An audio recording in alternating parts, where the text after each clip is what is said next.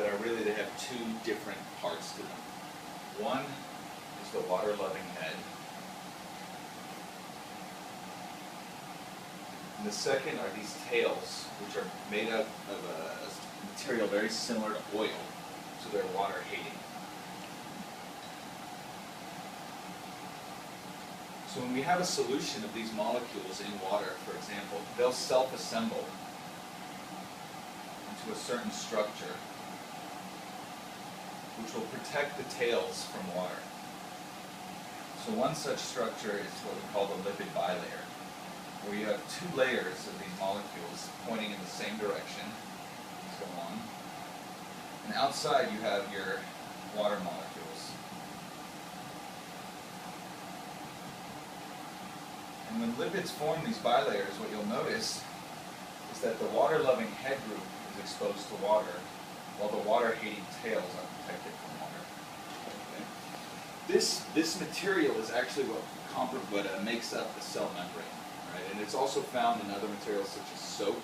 It's how soap is so good at removing oil stain, because this allows oil and water to mix. If I add oil molecules, they'll go in between the tails. Now, what's interesting about our lipids is that their head group actually has a positive charge.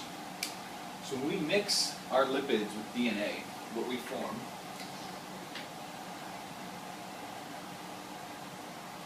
is a lipid DNA particle, where these blue lines represent lipid bilayers. And in between the bilayers, we have DNA.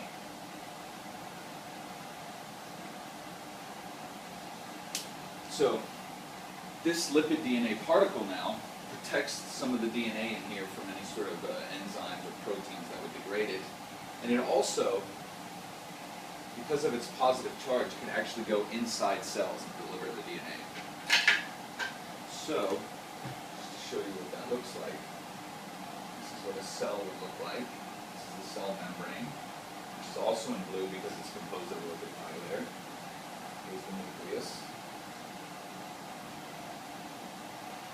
Now our particles, because of their positive charge, will stick to the outside of the cell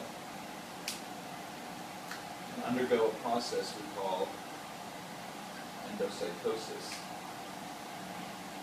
Here's step 1, 2, finally, step 3. So what happens is the positive charge allows our particle to stick to the cell. It induces this endocytic process, and now we have a lipid DNA particle inside the cell. When you wait long enough, this endosome here containing the particle will eventually traffic near the nucleus and release DNA, allowing the cell to read whichever gene we deliver to it.